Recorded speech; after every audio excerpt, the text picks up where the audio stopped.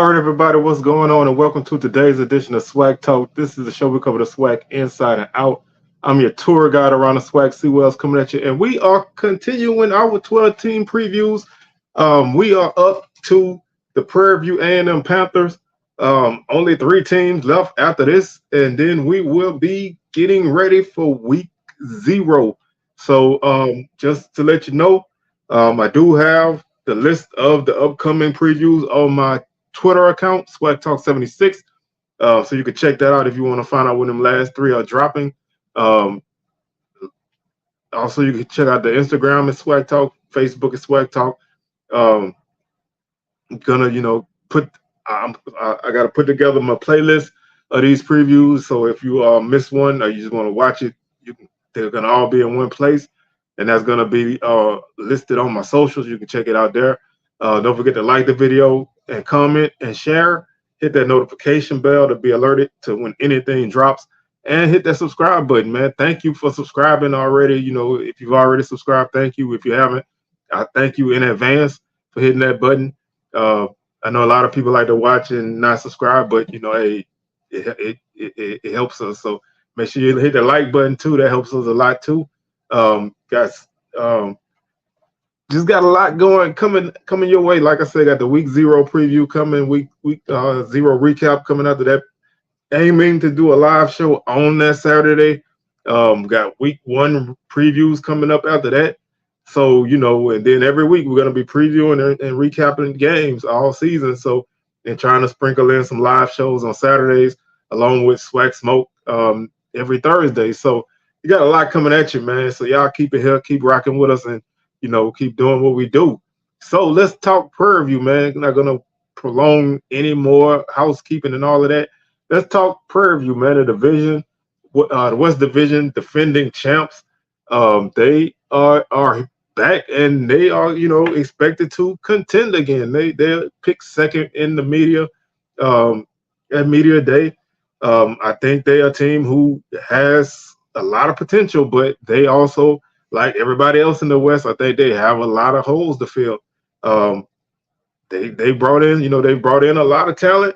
We're going to see if it's going to be able to mesh. They have some important spots to fill, and we're going to talk about all of that in a few. But first, like I always like to do, I like to kind of look back at last season to see, where the Panthers, where they were and where they went. So 2023 was a interesting season for them, to say the least. 0-3 in 0-3 in non-conference games, 6-2 in SWAC games. It ultimately finished with a 6-6 record, 6-2 in conference. Like I said, made it to the SWAC championship game, losing to FAMU by a score of 35-14. But other than that, this team, they did basically what they needed to do last season. Only losses in conference play were to Grambling and FAMU, both away from home. They beat Alcorn on the last second field goal. Was able to smother Southern and kind of smother Bama State, along with a blowout against Pine Bluff. They won their last 3 regular season games to put them into the SWAC championship. So, they basically did what they needed to do, and they made it to the SWAC championship game. And the last 2 seasons, it was basically the last team standing. And this last season was no exception to that. I think this season may be the same way again. I feel like there's no clear-cut favorite in the West. So the Panthers still had that opportunity to get where they want to go. A repeat is definitely in the cards. It's not impossible. But like I said, let's look at last season. Last season, offensively, they averaged 19.5 points per game. That's they were one of 14 to average under 20 points per game. They were the only one out of the 4 to have a winning record. Defensively, they gave up 31 points per game. So a lot of that is slanted because they had some huge scores in the non-conference. So they kind of makes things look a little bit a little bit worse than maybe what it could have been. Um, so they're one of those teams that you almost have to gauge them um, by their conference numbers because they had a rough go of it in the non-conference. Now, I'm not saying you throw away non-conference numbers, but if you look at conference only numbers, it kind of gives it a little bit of a better boost, but not much. They bumped up to 24 points per game in conference play, but they still allowed 25.6 in conference play. So they still basically got outscored by the opponents in conference play. So it wasn't it wasn't that big of a difference, like a 5 point difference between scoring offensively in conference play and scoring defensively in conference play. I was just a little curious about that because, like I said, when you look at how they turned out non-conference and how they did in conference, you kind of expect a big jump, but it really wasn't a huge jump there.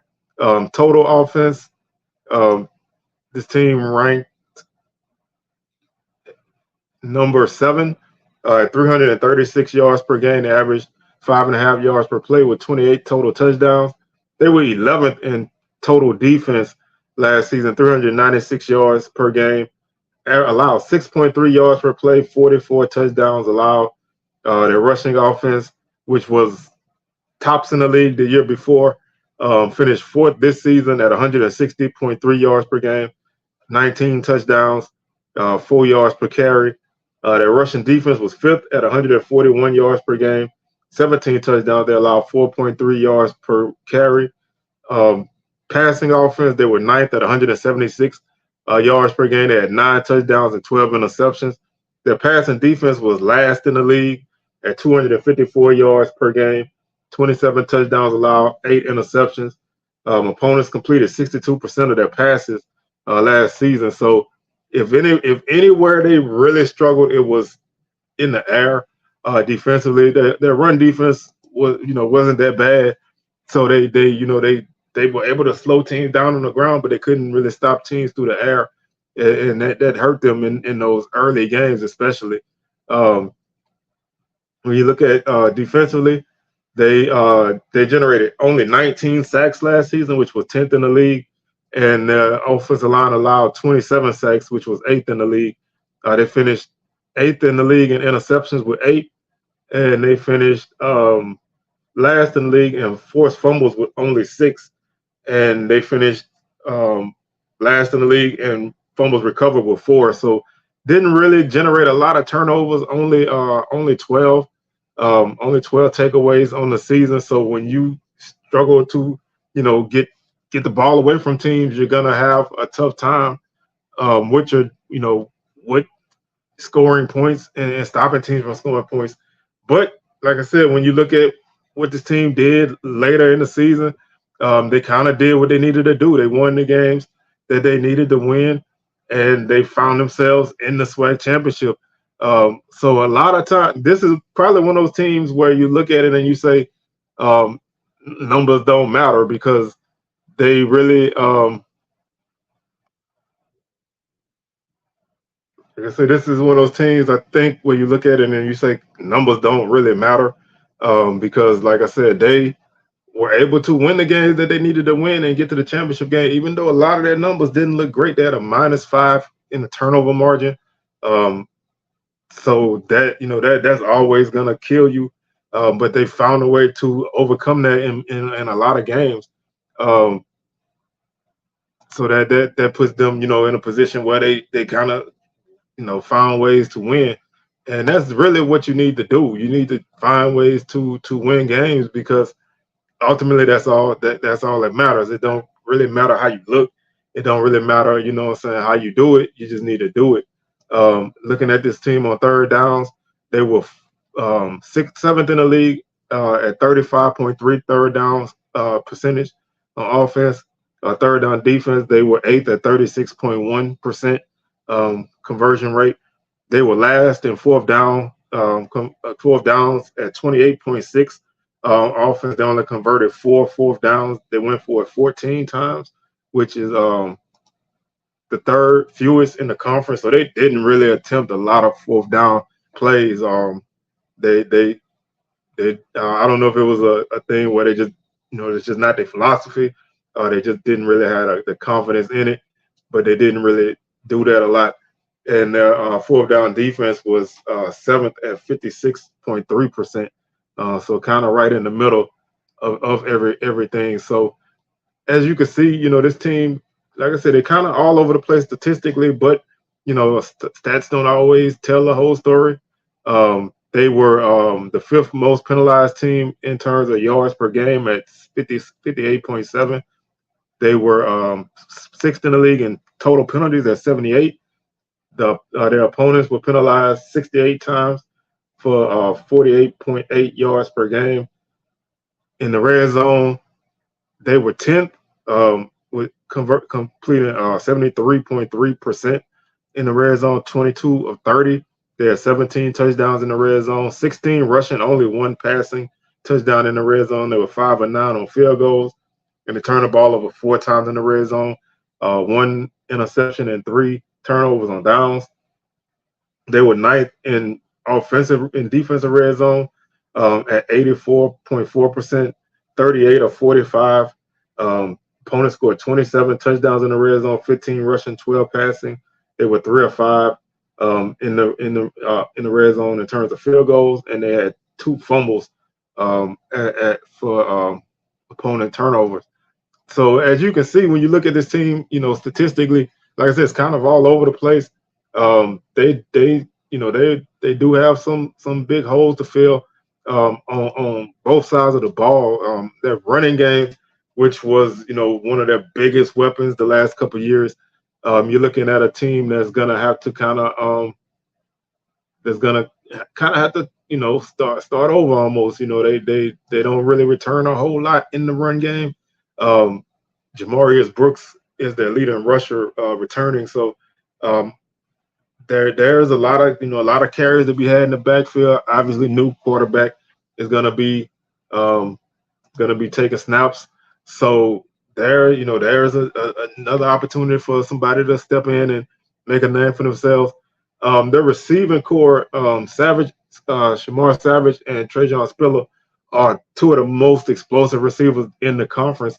They're guys who can take the top off of a defense pretty easily if they choose to, throw the ball.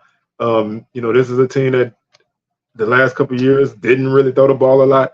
They have a change in philosophy this upcoming season with a new offensive coordinator. They're going to attempt to throw the ball around more and make use of those weapons that they have. So, I'm excited to see that. I think a team that really didn't throw the ball much, with new weapons coming around and a new trigger man, this offense, can be more explosive. I do think, with that being said, with a new offense coordinator and a new signal caller, you're probably going to be looking at some early growing pains.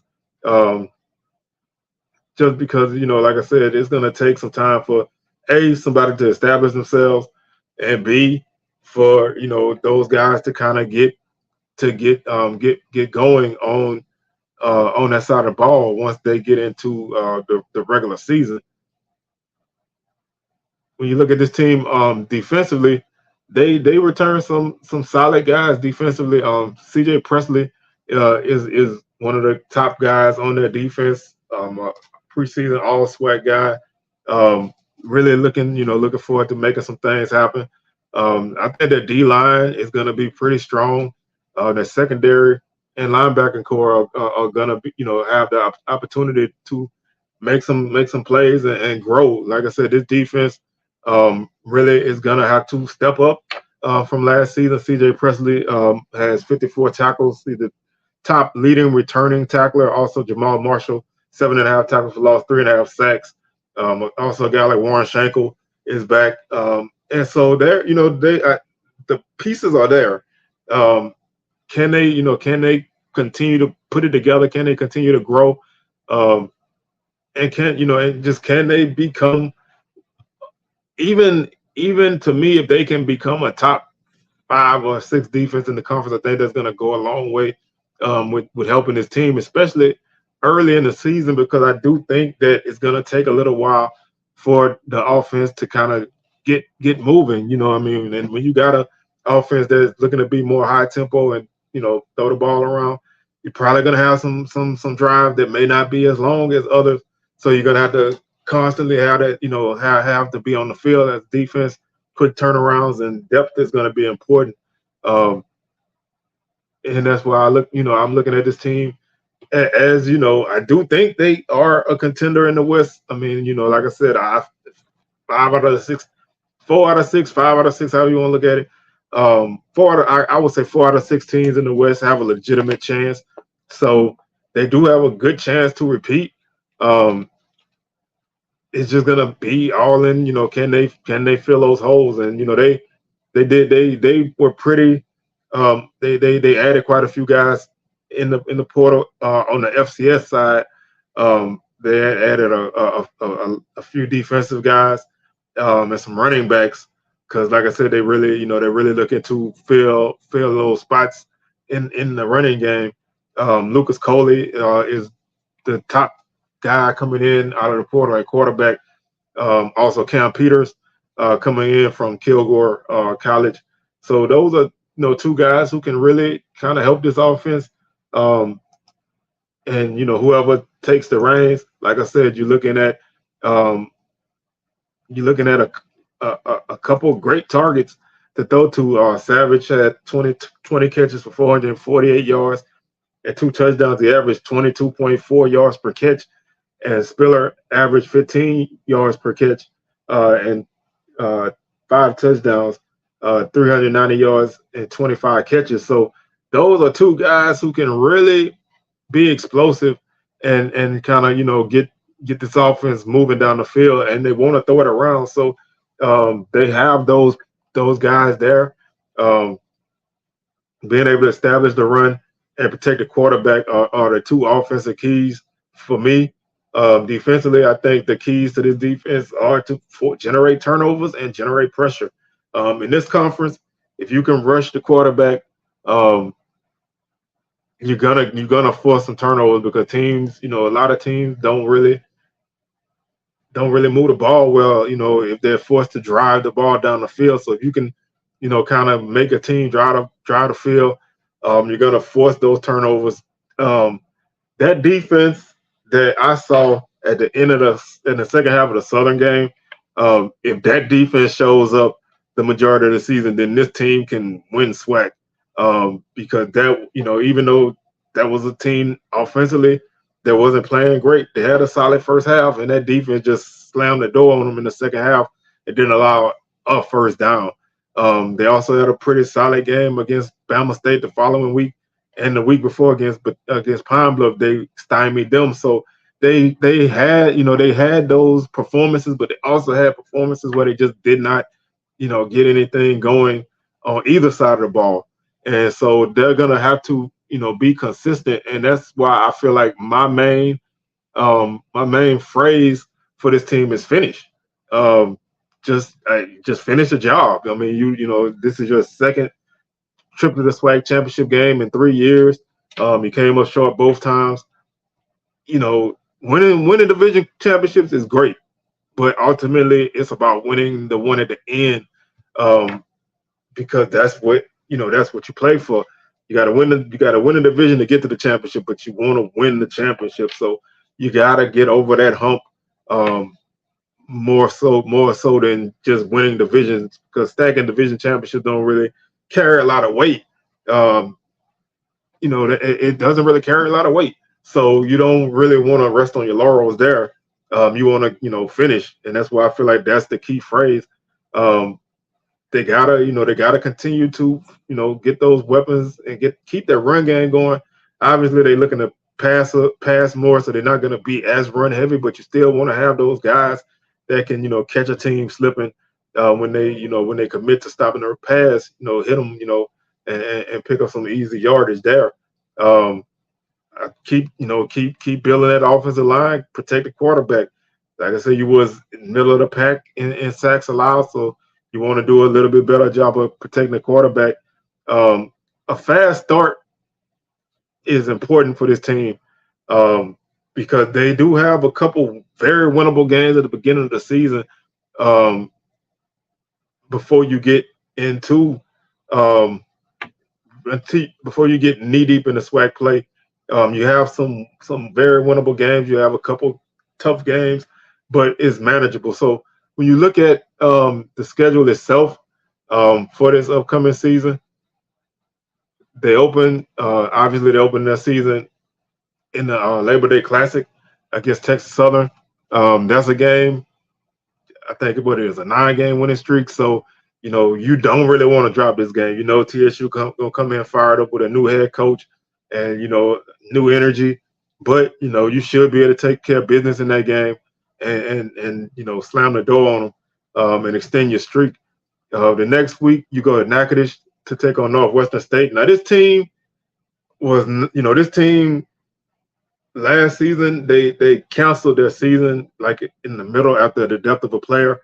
So and a lot of other program turmoil. So they're starting over fresh. They have a new head coach. They have a lot of new guys. They lost a lot of their talented guys in the portal. And this team really wasn't that great to begin with. So it's a road game against a Southland opponent. And last couple of years, I thought PV had chances against some of these Southland opponents, and they did not get it done. But I think this is a game that they can win. If they can win this game, I think that goes a long way for them establishing themselves, especially on the road. Um, After that, they go to East Lansing to take on Michigan State in a money game. I'm not a fan of Power Four games or however you want to put it. But that's that game, and then you come home on the 21st of September to play Southern. This is an interesting game. Southern, Southern got a lot of questions too. So this is a very pivotal early season game. I think if Prairie can win this game, that puts them at 2-0 in conference and 2-0 in the division. And a game against Grambling the next week. So you have an opportunity to take a strong hold on the division early by winning those two games. You win those two games and you pair that with, beating Texas Southern to open the season, you're 3-0 in conference and 3-0 in the division with only Alcorn and Pine Bluff left. So you're sitting pretty there because you should be favored against those two teams, probably slight favorites, but you should be favored in those two games. And then you play Incarnate Word, which is going to be a tough affair there. And then you come back with 2 home games. You come up to Incarnate Word with three games that are very, very winnable that I think you should be favored in. Texas A&M Commerce. I talked about them a bit in the Groundland preview. They had a horrible season last season. You should win that game. At least I think you should. That's your homecoming. You play Pine Bluff on a Friday, October 11th on the road. So that's kind of a tricky game, just a Friday game. After playing at Incarnate Word, and then you come back for Texas A&M Commerce, and then you go to Valley. So there's those are 3 games I think you should be favored in before you close out with a tough 3-game stretch that's gonna probably make or break your season. You got FAMU, Alcorn, and Bama State.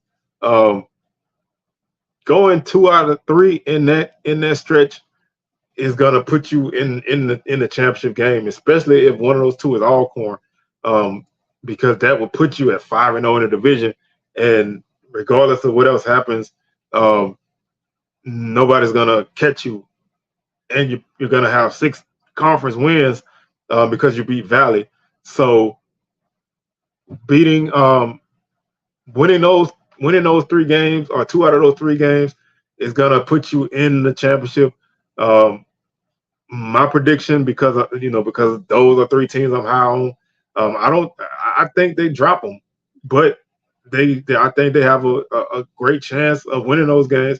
Bama State, Prairie View has a long winning streak against them, so maybe they can keep it going. Alcorn they did beat last season, so like I said, I have Alcorn as my West champ, so naturally that means that most teams I have losing to them, and I think FAMU's going to win the East. So again, that puts this team at a record of 7-5, 5-3 in conference.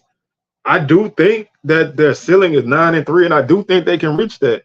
I know, I know, I know that I did pick them to drop a couple games, but they have a very favorable early season slate. Minus that Michigan State game, they have 4 out of their first 5 games are very winnable. So you have a chance to start off 4-1. Like I said, I'm not too high on that Incarnate Word game, but after that you have 3 very winnable games after that. So you can be sitting at 7-2 going into your final 3 games. Now, like I said, if you go 2 out of 3 in those, even 3-0, then you're looking at a 10-win season, a 9-win season.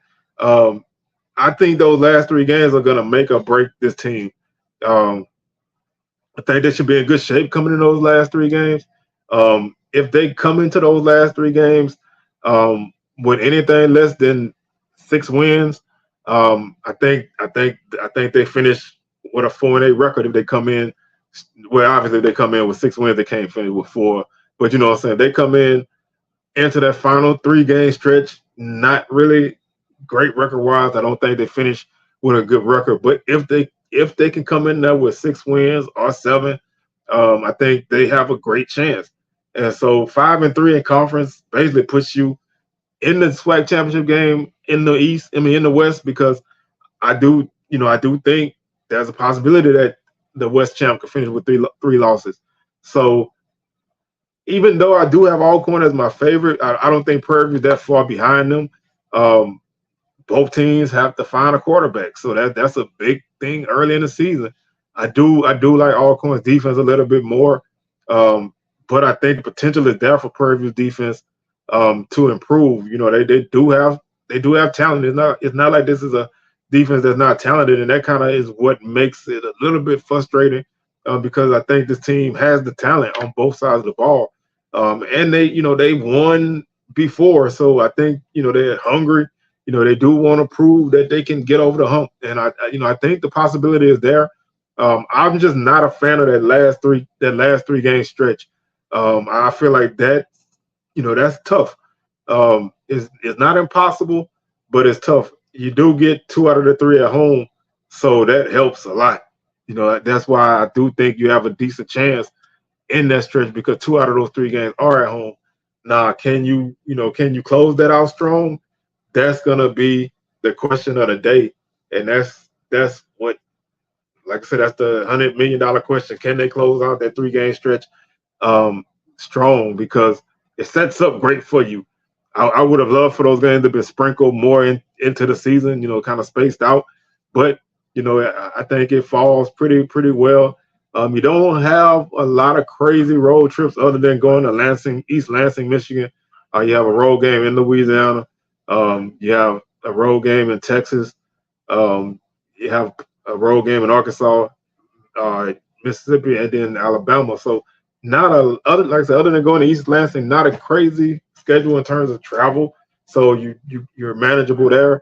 I just don't like that last stretch, and that's why I don't have them as my champ, because I think that 3-game stretch at the end is gonna be challenging. Now, if you're a Prairie View fan, you probably feel like you can handle it, and you should, but you should feel that way. But as a neutral guy, I don't see it right now. But we'll revisit this as we get through the schedule, and we'll see where we at. So with that being said, man, I'm your tour guide around the SWAC. C-Well signing out, and I'm gonna catch y'all on the rebound. Peace.